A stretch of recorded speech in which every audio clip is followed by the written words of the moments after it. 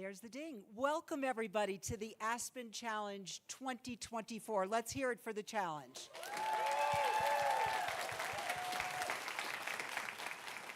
My name is Perry Peltz, and I am thrilled to have this opportunity to speak with the amazing Mike Bezos.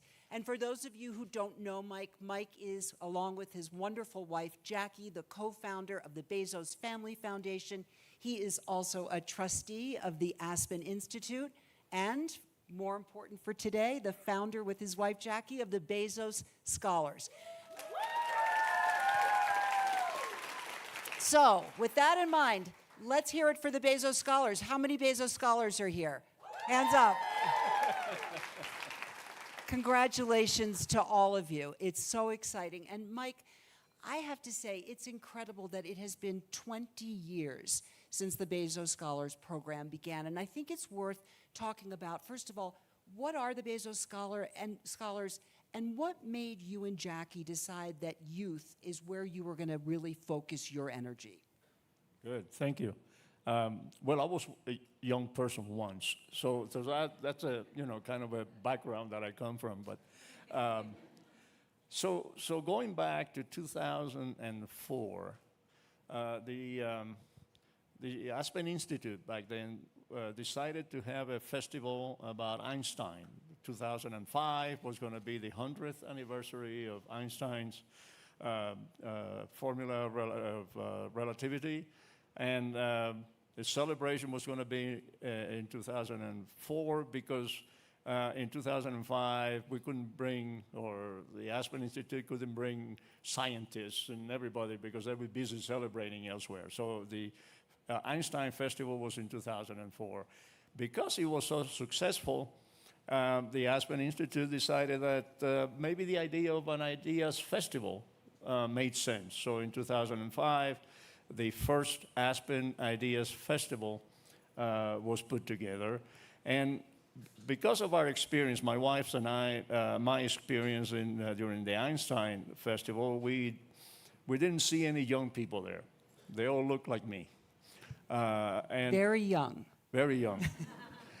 So we, when the festival was being planned, we approached Walter Isaacson, that was the CEO of the Aspen Institute at the time, and we mentioned to Walter that we wanted to bring some young, some young people to participate in the Aspen Institute so that they could get a benefit of the experience of listening to amazing people with doing amazing stuff out in the world, so that they could see the possibilities that will be available to them as they moved into adulthood. And Walter said, sure, we can bring some 30, 35-year-olds. That's terrific. And, we looked at each other and said, well, Walter, we're really thinking a little bit younger than that. How about rising seniors in high school? And to Walter's credit, he said, of course, let's do it. Because he had a similar experience when he was a young man in New Orleans, where an uncle of him took him to see convening an event that also inspired him to become the journalist that he ultimately became. So that was the beginning of the Bezos Scholars. It's interesting because I think we take for granted now as we walk around the wonderful Ideas Festival, seeing young people. But really, as we were talking about before, Mike, I think that we assume that young people are who we teach. And in fact, you turned that upside down and made it clear that not only did you want the young people here to learn from the incredible people who visit during the Ideas Festival, but that young people needed to be listened to as well. What is it that you want the older people, the grown-ups in the room, to know about young people? Well, the one thing that it was obvious to us, and it should be obvious to you, is that young people are awesome. But seriously, for what is necessary is to be able to give them the opportunity to be listened to be part of the conversation. Things that that involves or potentially can involve the youth voice, that they are part of that, so that they can be empowered. And when instead of us telling them, "But this is what you need to do," have a conversation beforehand as to what do you think about doing it this way, and you'll be surprised about the amazing ideas that they come up with. Just like the Bezos scholars are going to go back to their home after being here at the Aspen Ideas Festival, and they already have some idea of what is important in their community that they want to address. So they go back home, they form a team, they come up with ideas on how to express their need to resolve that problem in their community, and they'll have their local ideas festival. That's what they call it in their communities. So they do have amazing ideas, and listen to them. Before you leave here, if you, I just suggest that, talk to some of these young people, but in your own community, if you have the opportunity to meet adolescents, young adults. Don't run away. Don't run away. No. Come up to them, say hello, say, "What is your passion?" and let them talk. Just stand back and just let them listen, and you'll be surprised what they come up with. I think it's such a good message, Mike, and it's really important to remind all of us in the power of youth. I'm curious, as you look out at the young people who are here, the Bezos scholars who are here today, what is the message? What is your hope, your dream for all of these young people? First thing that you have to do is get an education. That's the first advice that I can give you, very strong advice. Get an education. And then for us in the foundation, an education is just not academics.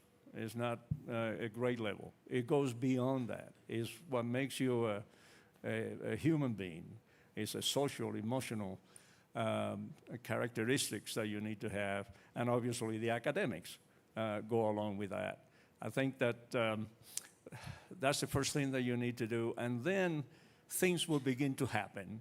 You're ready. You have what it takes. You feel comfortable. You've been empowered. You know how to talk to people because you were part of the Bezos Scholars or the Aspen Challenge. You came up with an idea. You put it together. You showed it to your community. So you feel like I got this.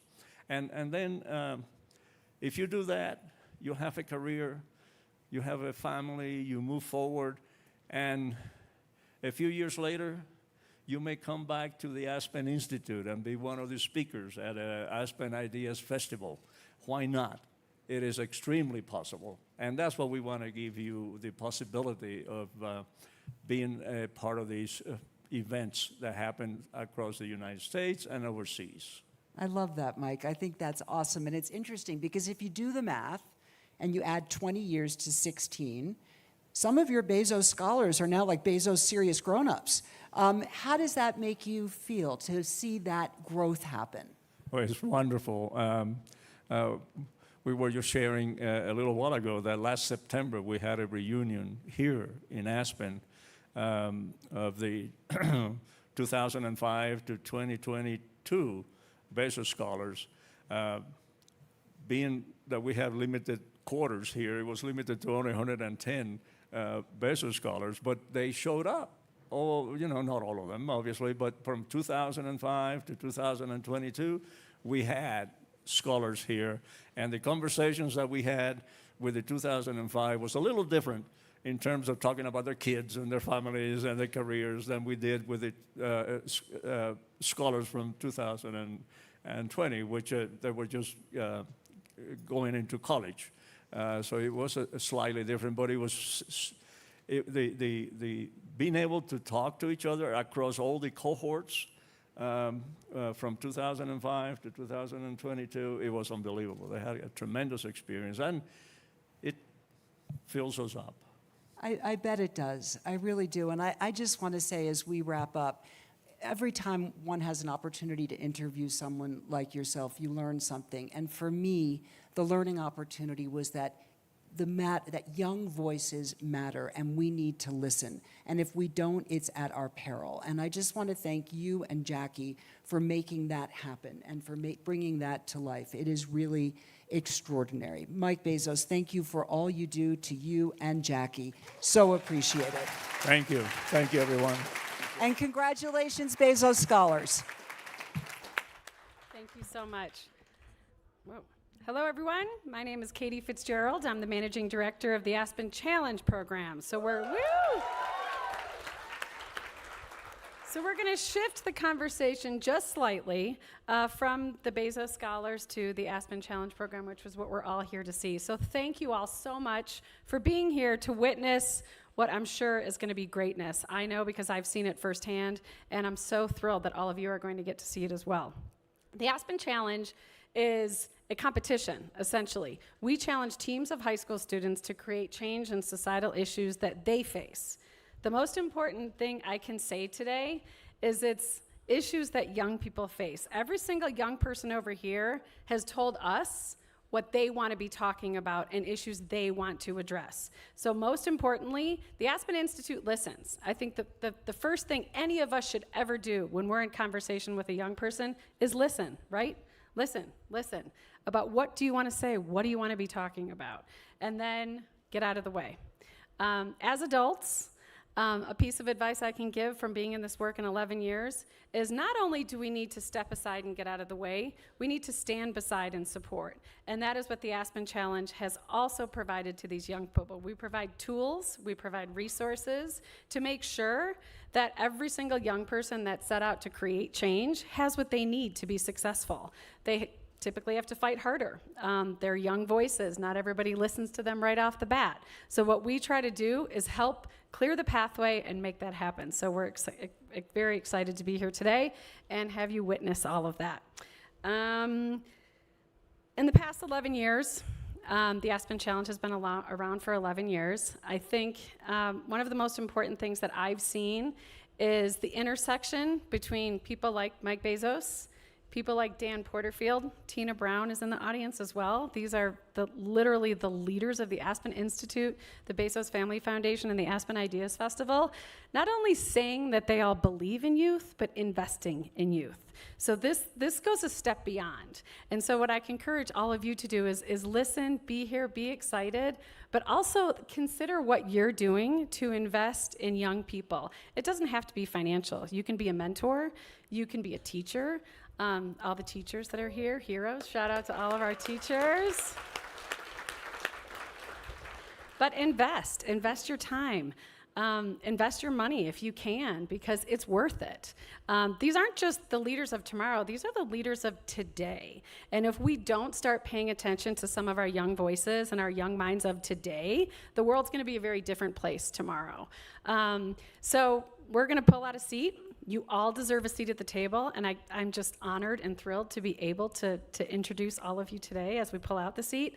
Team Pride, if you want to get on deck, I'm about to introduce you.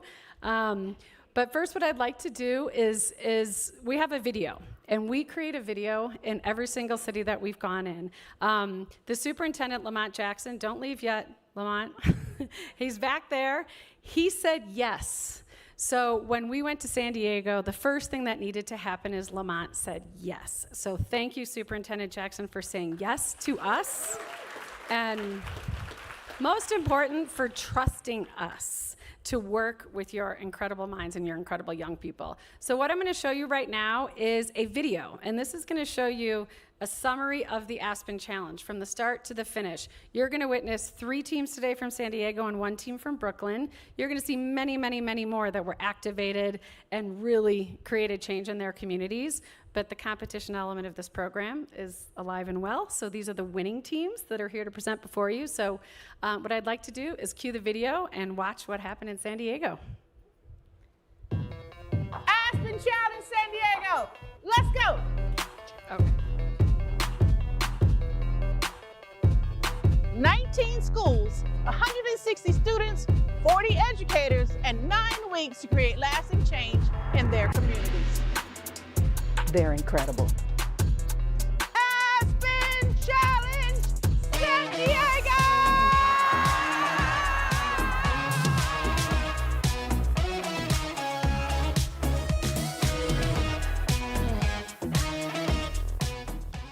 I really enjoyed the Aspen Challenge. The Aspen Challenge is so much more different than I thought it would be going into it, but in such like an impactful way. I thought, I'm a child, I'm a teenager, who's going to listen to me and my opinions? But we've collaborated with colleges, we've been to the school board, we've talked to other people outside of our little school, and we've made things happen. So it's really shown me like what I can do and what I'm capable of. It feels really great to have had an opportunity like this where you can actually maybe do something for your community.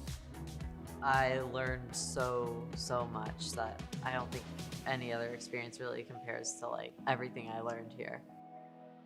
I'm gonna steal a line from Whitney Houston and say that the children are our future. Our young people have so much good to say, so much thoughtfulness to share, so much empathy to give, and so much insight that we all can glean. Sometimes we're like, oh, they're just teenagers and they don't know what they're talking about. But honestly, I feel like they really do know what they're talking about if we just give them the chance. And so I'm just so excited about the next generation and what they can do for the city. So Aspen is it's amazing because it's a chance to use what life taught you and apply it to the real world. And when it comes to helping the community, I just have a sense of that gratification because I'm doing something that's impacting other people. One of the biggest moments for me was after we had launched our website it's called The Student's Guide to Wellbeing. I went into one class where I was like, hey, here guys, this is a website where my team has created this for you guys because we want to help you guys. A couple people went, hey, you guys created this? You guys made this for us? And they all started clapping and they all looked so impressed and happy, and I was like, you know what? All that work, this moment made it worth it. I didn't really get a chance to actually sit down and realize the amount of gravity of our work until we actually got done with our presentation. I remember looking back at our presentation and being like, wow, we did that. We were able to do amazing things with our work that'll cause an extreme impact on our community. It gave me a voice that we can make change because I saw issues within my school and within my community, and I thought, well, I can't really do anything right now, but in the future I will. But the Aspen Challenge really allows you to do it now as a high schooler with your community, with the high schooler's voice, which I just think is amazing. That's how we show up. You gave up yourself for your teammates, representing your school, representing your community, representing your family, and you did it for others. You can impact the world. I want you to understand that. I am so stinking proud of you. This is what we strive for, and this is how you are showing up today. I thought that I would have a harder time keeping my hands out of it, but it was really easy because they did such a great job coming up with all of their own solutions. They didn't really need me except to support them. I think what I'm most proud of my students is how bold and confident they are. Getting on stage in front of that many people, speaking about their project, networking, those are all incredible skills, and it was so fun to watch them do it. It was an amazing journey to watch these students come out of their shells and blossom. They're bringing this energy back into their school. Their teachers are a part of it. Their administrators are a part of it. And it's something that can sustain and can grow. That's something that I'm hopeful for as we move forward in innovative learning in San Diego Unified, that we can carry the spirit of Aspen Challenge into education so that students want to come to school and want to learn. The biggest inspiring part, I think, is just the scale of the impact, right? A lot of challenges elsewhere is like a demo, like, oh, how this solution might affect our community. I think what made Aspen unique is in just 8 weeks, we reached like hundreds of kids, right? Over 1,000 kids. I think Aspen showed that we could already make an impact now. I would tell everyone I know to definitely join the Aspen Challenge. It was an amazing experience. I would definitely do it again. It taught me not only things about myself, but my community and what's needed and ways I can fix it. And it's actually not that hard if you try and you listen to others and you get others' opinions and you hear their statements and their thoughts and you really think outside of the box on what will make them happy and how we can improve. I am beyond excited and ecstatic to go to Colorado because honestly, I think this is my second time being out of California and my second time being out of San Diego. But now I'm like, wow, it's really happening. To the students of the Aspen Challenge, you have been amazing, abundantly powerful, and more inspiring than you can realize. I am absolutely floored by your brilliance, your strength, your perseverance. You guys are planting seeds in grown-ups right now. You're planting seeds in youth to blossom. Keep going, keep going, keep going. That's dope. That's all I got.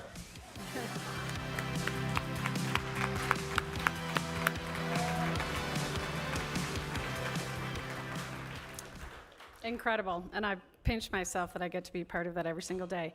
The Aspen Challenge is a family. The Aspen Institute is a family. We are full of fellows, we're full of scholars, we're full of trustees, we're full of employees, but at the end of the day, we're a family. These are just the newest members of the Aspen Institute family. So I'm just so excited to welcome them. There's 2 members of our family that cannot be here today. Natasha Carisosa, we're sending you our heart and love. And Kara Minardi, I hope your baby comes soon because she's praying for her baby to come any day now. And without further ado, I'd like to introduce you the first team, the newest members of the Aspen Institute family, the San Diego School for Creative and Performing Arts Team Pride.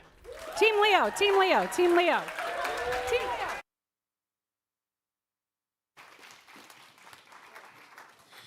Hello, Aspen!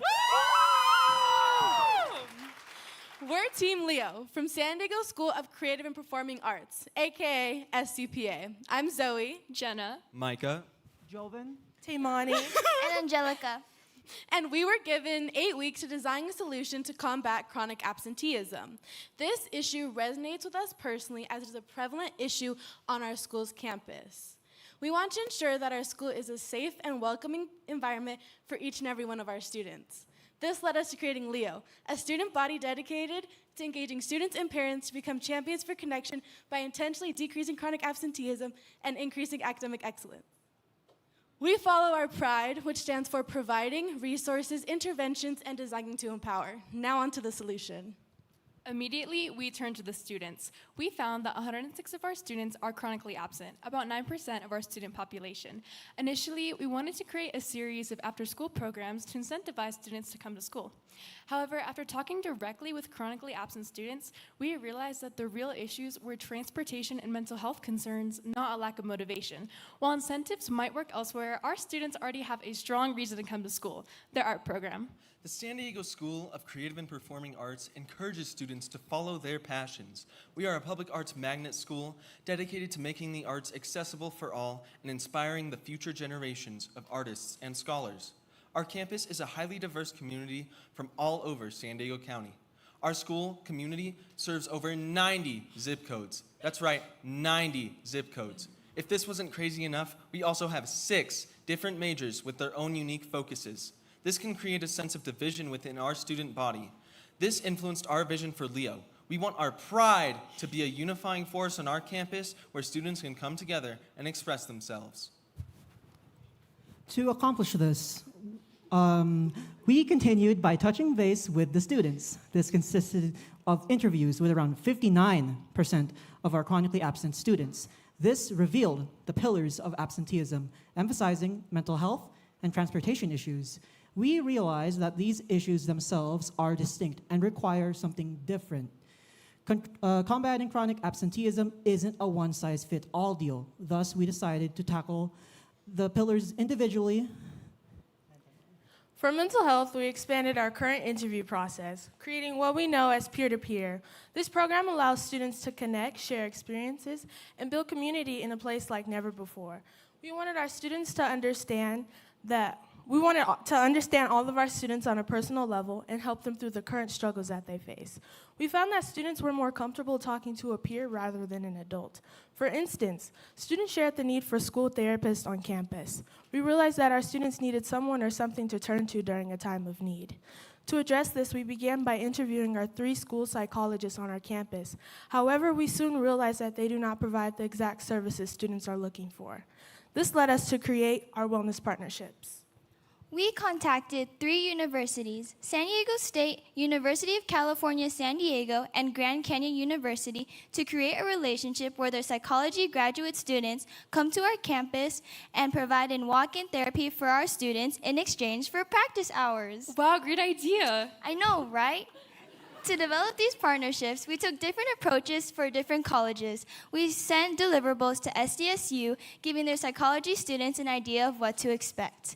Half of our team flew to Arizona to tour GCU's campus in May. While there, we toured their psychology department and met with the representative of the university.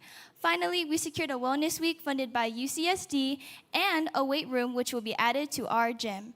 This Wellness Week will have a different mental health activity every day, tailored to our school's majors during finals week, a stressful time for all students. In addition, we are planning on having guest speakers come and encourage our students. These activities will be led by a representative of UCSD and our LEO team. An example of this would be art therapy for our art majors and slam poetry for our creative writers. We also plan on including fun carnival games to engage all students of all majors.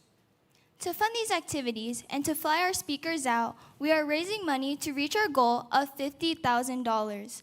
With this money, we would be able to engage our students on a wider scale, bringing them speakers that resonate with them personally and providing them with games to ease their stress.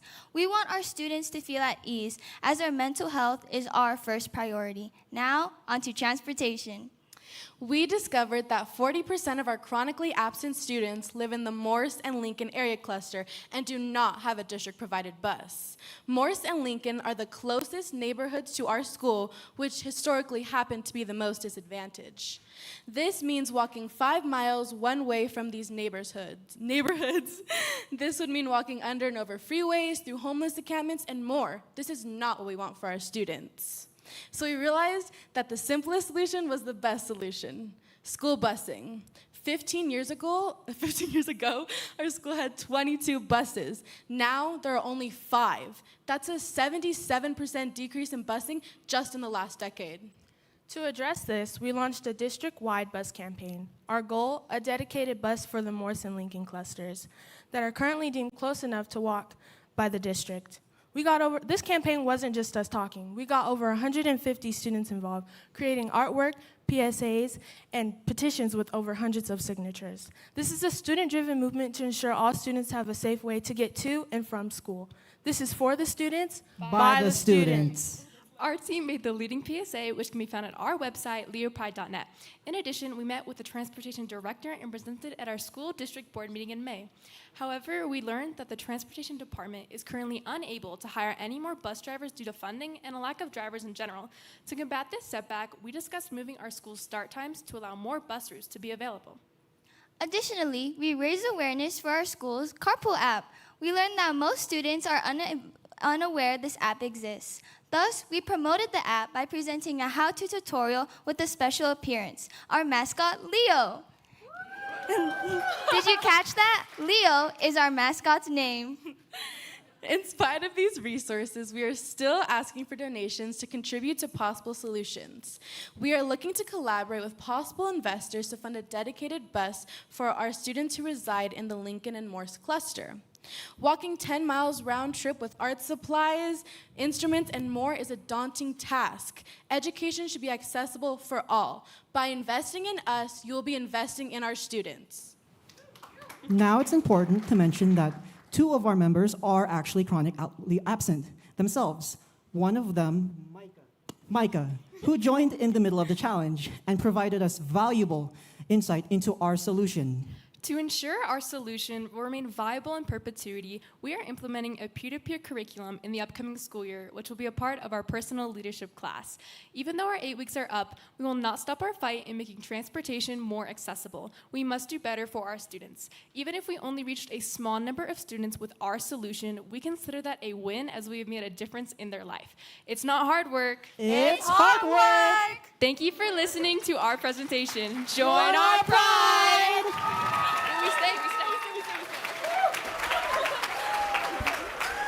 This thing is hot.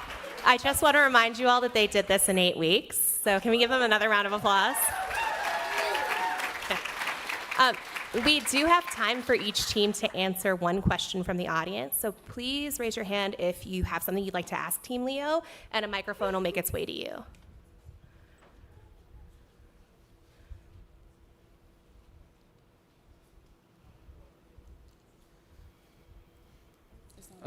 Okay. Hi, my name is Evan. I'm a Bezos scholar, and I was wondering, how did you go about the board meetings and like bringing up this issue, and were they receptive to acknowledging that there was an issue with the school? So we went to the board meeting after we met with the transportation director, and they gave us some advice of what to do, and they really helped us out. So we went there and we shared some of the data that we discovered, and our board was very nice about it, and our superintendent, who's over there, offered to speak with us about it. So we're really happy. It went very well. All right. Thank you, Team Leo. You guys can exit the stage. Another round of applause for them. So continuing our program, first I want to introduce myself. Good afternoon, everybody. My name is Olivia Toro, and I'm a program manager with Aspen Challenge, dream job. It is my pleasure and honor to bring our next high school from San Diego to the stage, Mira Mesa High School, Team Student Guide to Wellbeing. Wait. I'm going to say some nice things about you first. Established inclusive spaces for their peers to have honest conversations about mental health by designing a youth-driven web platform filled with resources and connections to community support. Here to tell you more, please join me in welcoming to the stage Mira Mesa High School presenting Student Guide to Wellbeing.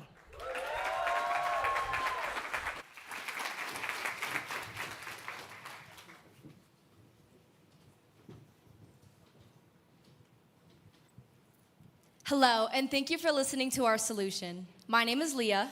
I'm Natalie. I'm Afnan. I'm Brevin. I'm Neha. I'm Theo. I'm Simon.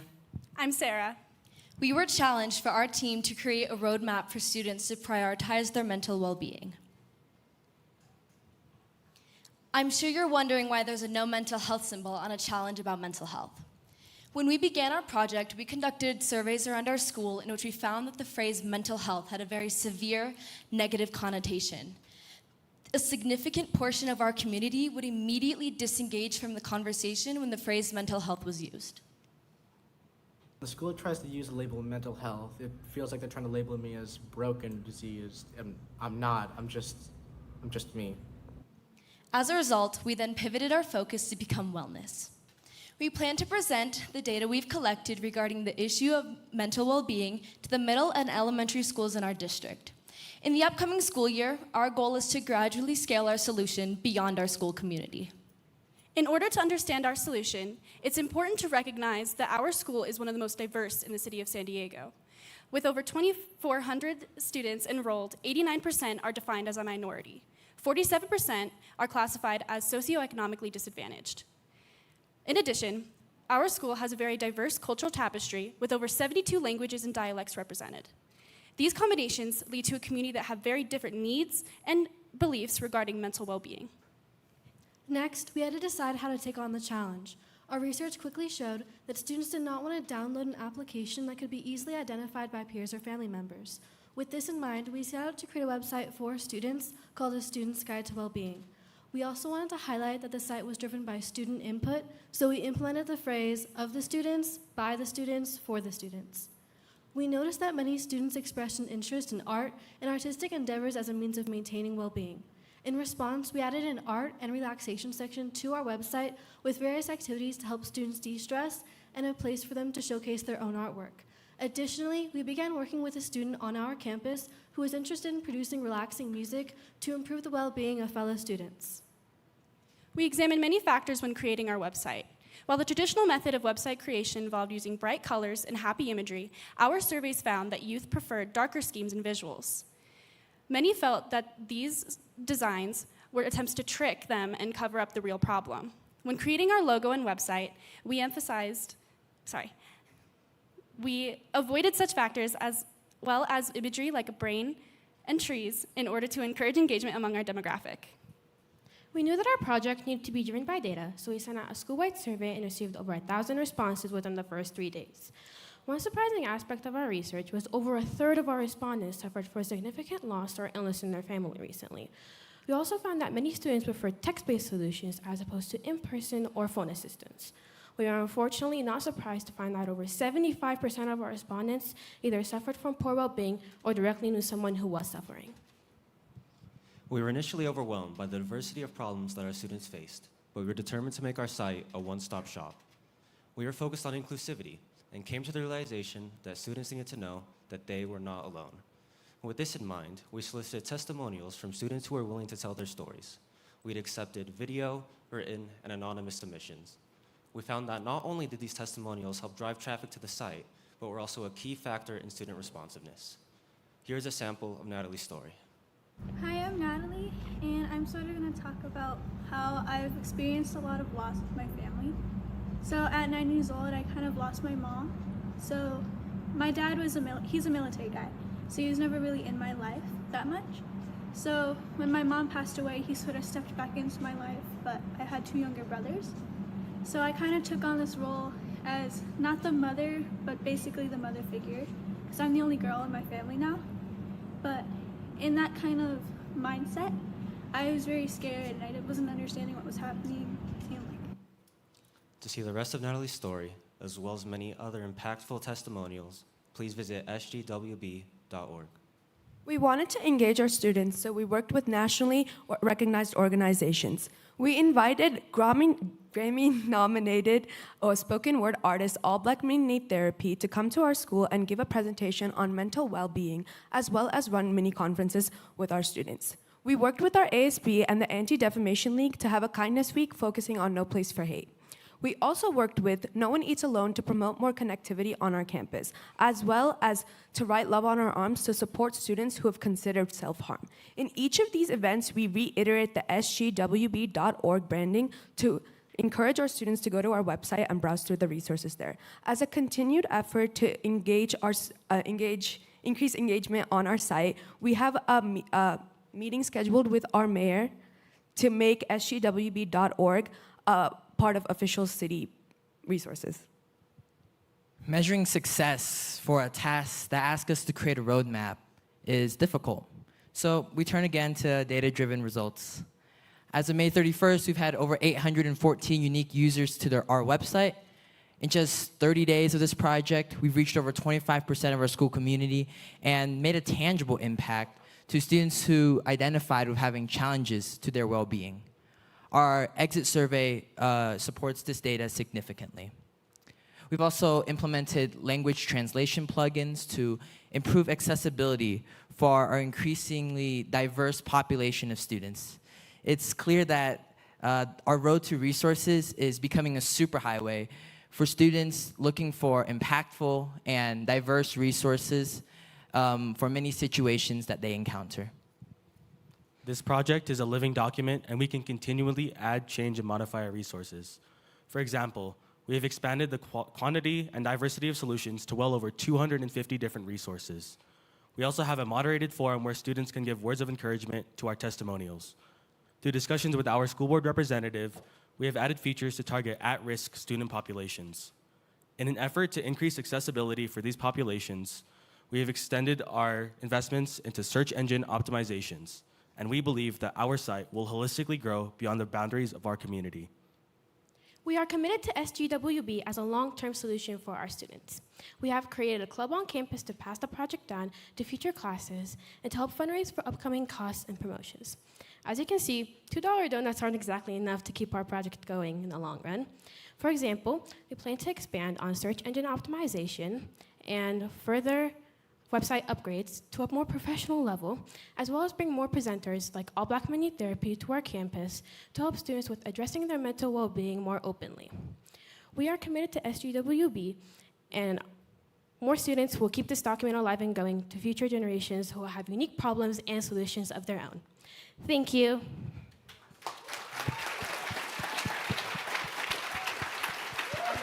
All right, give it up for Mira Mesa High School. If anyone needs stats experts, I know a couple folks, so just let me know, I'll connect you. We've got time for one question. Anyone in the audience have a question for Mira Mesa? We got one back there, perfect. Hi, you guys, that was amazing. When you initially introduced your program to the school. What was the biggest surprise to you? I think what we first did was get initial survey from what our school thinks. And I think the major thing that we discovered was our school had so many different problems that we had to that we were encountering and we had to somehow find a solution for. And so all the data kind of gave us a base for how to work and where to go from there. And I think that was very impactful for us. I think it was not only the scale and complexity of resources, that was shocking to see in the polls, but also the support and how willing some people were willing to engage. Many of my friends who were not willing to ever talk about how they were feeling before. They went on these testimonials and they wrote out what they were having in their life, and it's just refreshing to see this level of openness that we haven't seen before, right? And it's so important. And I'm also willing to say that our school really supported us. Our coaches, our principal, San Diego Unified School District, they really support this monetary-wise, supporting us along the way with wisdom and all that. So it's just not the complexity of the problems, but all the support, it's just amazing, yeah. All right, give it up for Mira Mesa. Go ahead, guys. Nice job. My name is Brett Howley, and I'm an associate director with the Aspen Challenge. And I am so incredibly lucky that my job, in the simplest terms, is to elevate and advocate for passionate, intelligent, and driven young people like these incredibly impressive students that you're hearing from today. So in that regard, it's my distinct honor to invite up the next grand prize winning team from San Diego. Madison High School's Team Spork took on the challenge of reducing the consumption of single-use plastics in their communities. I'll let their ingenuity and achievements speak for themselves in this presentation. So without further ado, please give a warm welcome to the incredible Team Spork from Madison High School.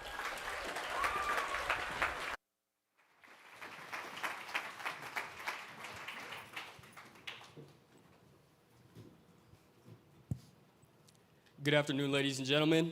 Hope you're all having a good day. We're Team Spork, and this is our presentation. So we were challenged to inspire our community to habitually use fewer single-use plastics in order to save our environment and keep our oceans ecosystems clean.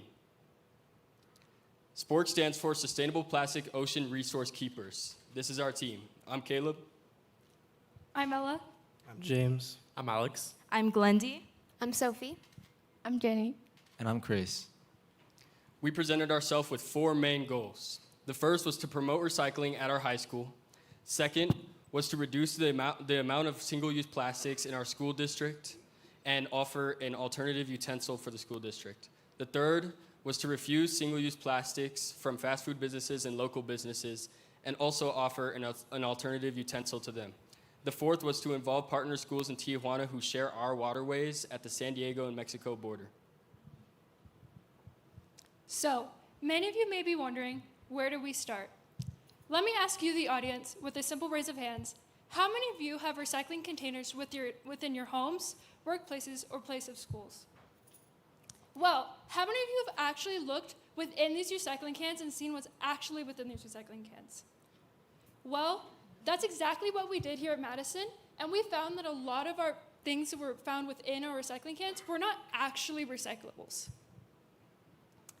Following this, we reached out to the most important people on our campus, the students. We proceeded to ask them what they are doing to take care of our environment and what they're doing to recycle within their homes and local environments.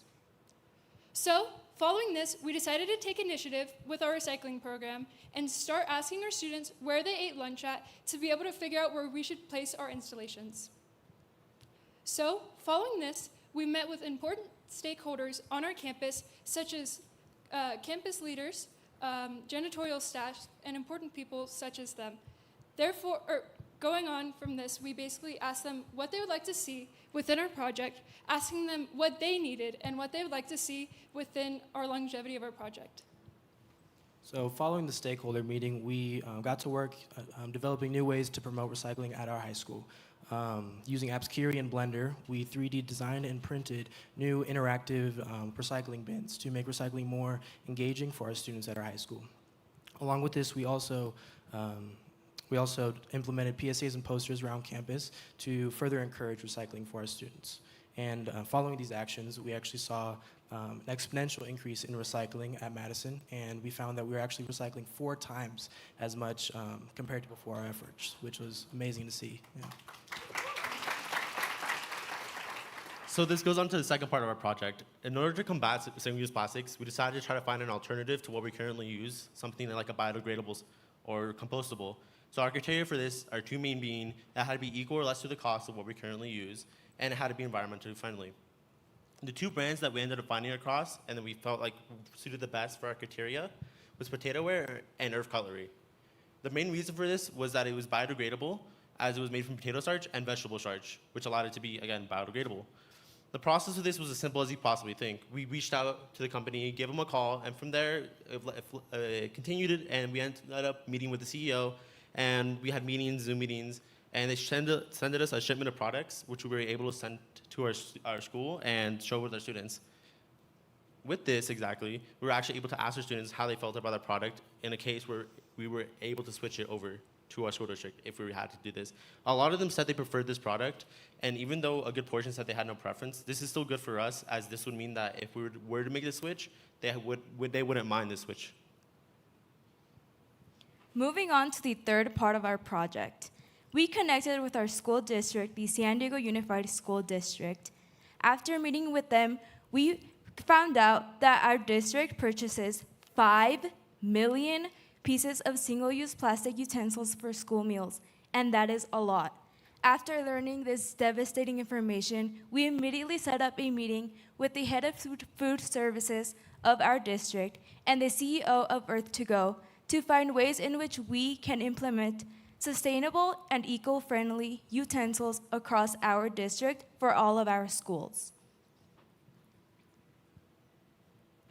So moving on to the next part of our project, California Senate Bill 54 is a bill that would be requiring producers to limit their plastic waste by 2032.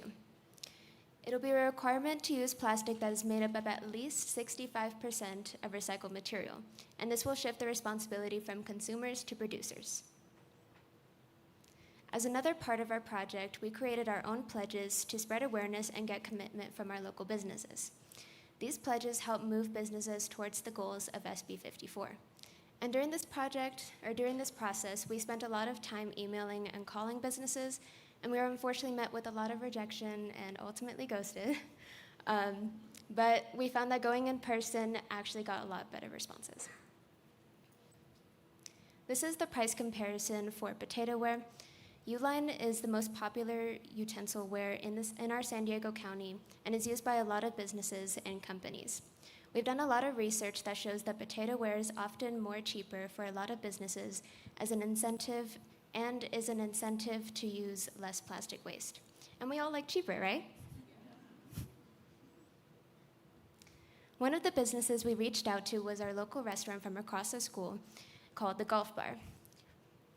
We visited them in person and got their pledge to use less plastic waste. We convinced them to switch their dine-in utensils to silverware, and they now use biodegradable utensils for their takeout. This was a huge accomplishment for our project and the Golf Bar. As we continue, moving in, we're going to our last part of our project, where we learned that we in San Diego share the same watersheds with the border city of Mexico, Tijuana. We also learned that there's a lack of recycling, trash, and composting services in Mexico. This means that whenever there's trash in their side, it flows into the watersheds. This causes that same trash to pollute not only in Mexico sites, but also in our sites. Within this, we met in concert with 3 schools in Tijuana, where we learned that our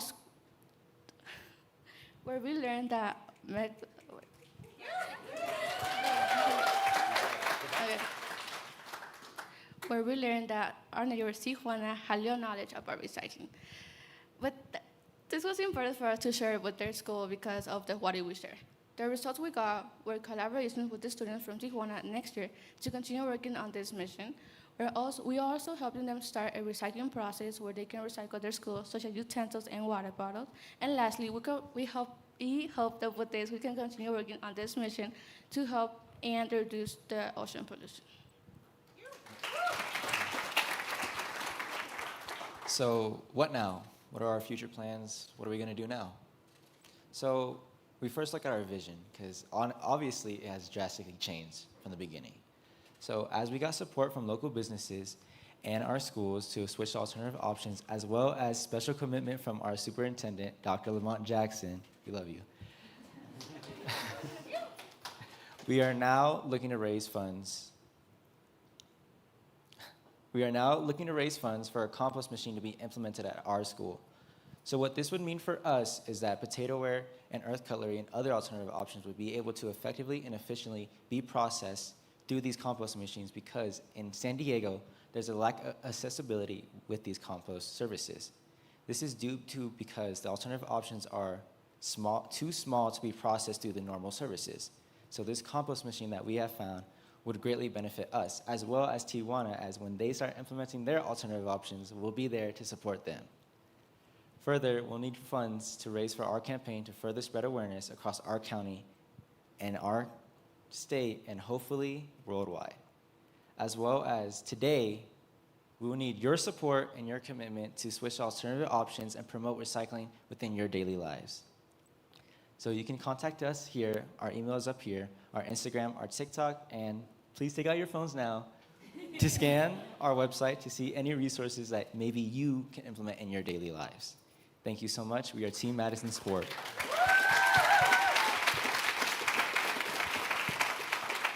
All right, do we have a question from the audience?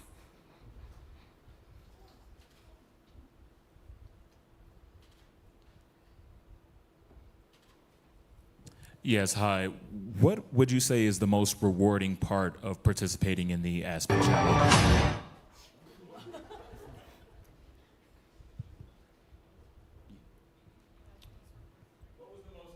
Part about participating in the Aspen Challenge?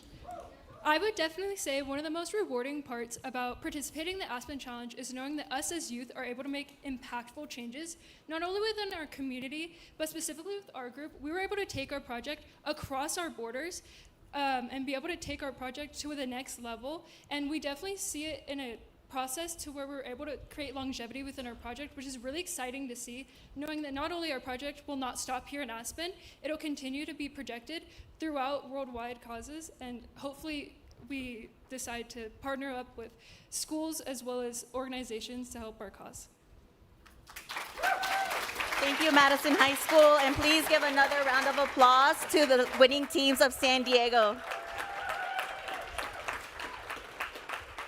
Hi, everyone. My name is Arisai Gonzalez, and I'm the newest member of the Aspen Challenge team. I get the privilege of announcing the winning team from Brooklyn, New York, Immigrate, representing Multicultural High School. Immigrate hosted events and created spaces for students and their families to honor the diversity of their majority immigrant school community and to access and leverage the rights and opportunities available to them as residents of New York City, regardless of their immigration status. So please give it up for Immigrate.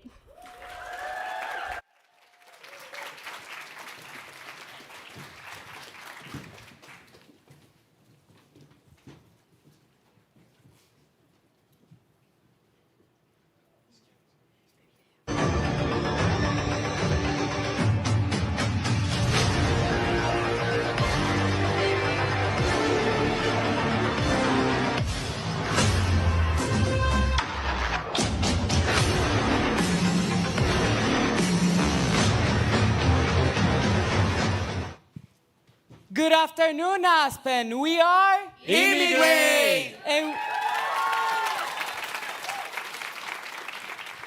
And we are representing Aspen Challenge Brooklyn as the winners of 2024. My name is Jaime. My name is Wandy. Omar. Salome. Leslie. Angelo. And Angels.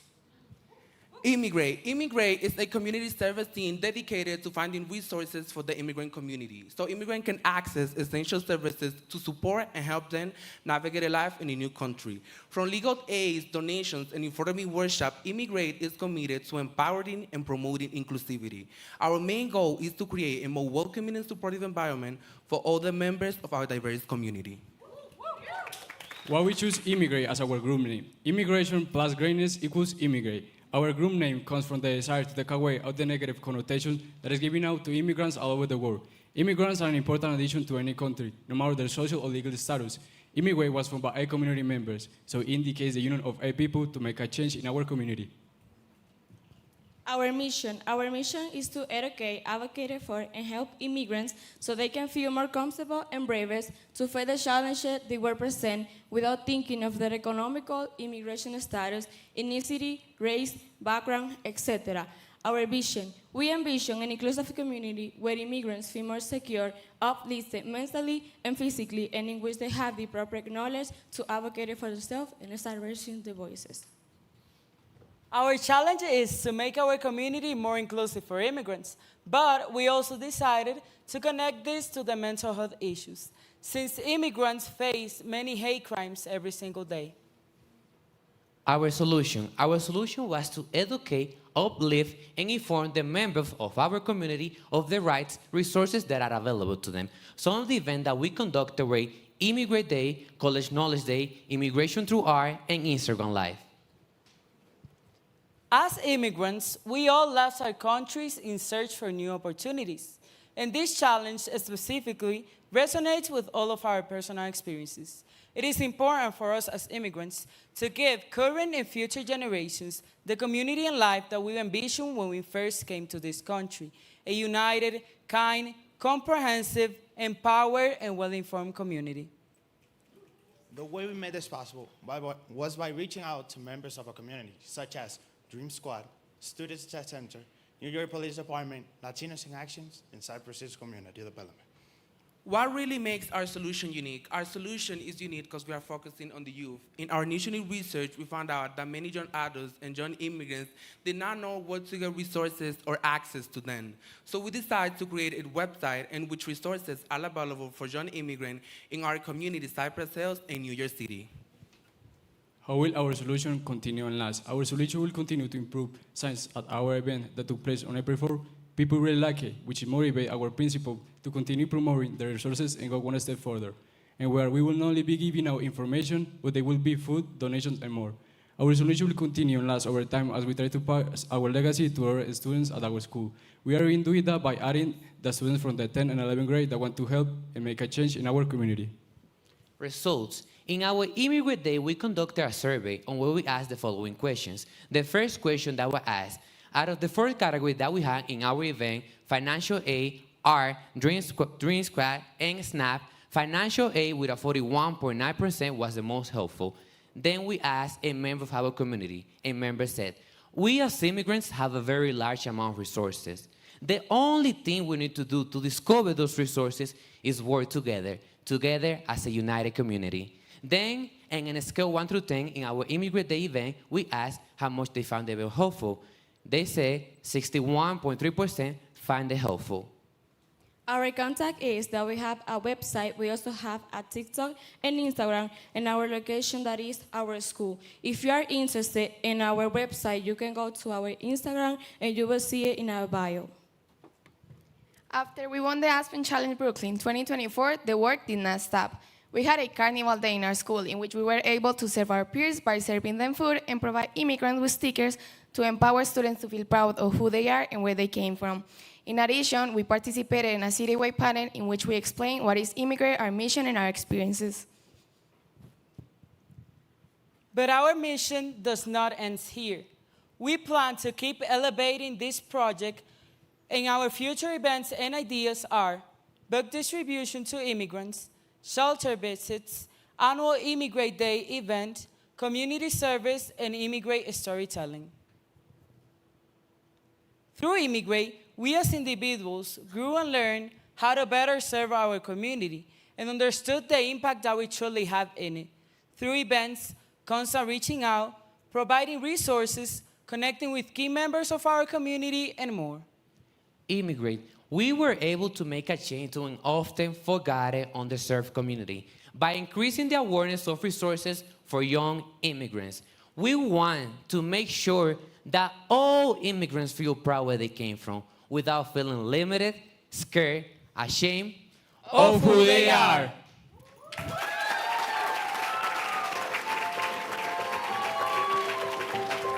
Incredible. Does anyone have a question for Immigrate? Is there a question from the audience for Immigrate?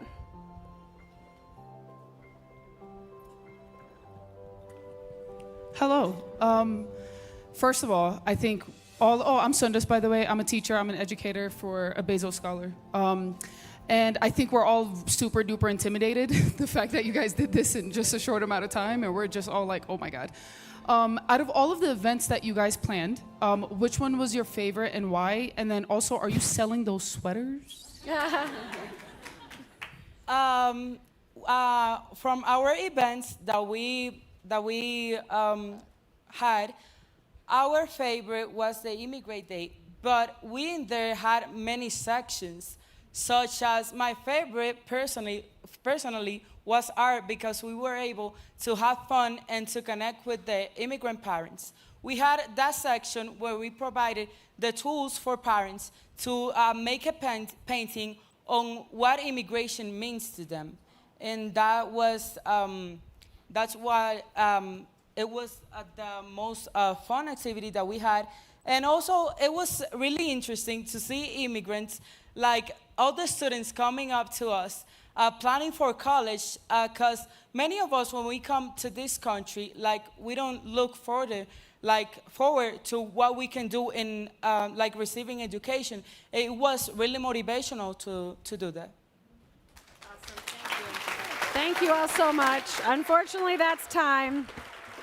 Everyone, all the teams will be out in the lobby, so if you have any additional questions, I encourage you to come out and join us out there. We have to flip the room for the next session, but thank you all so much for coming.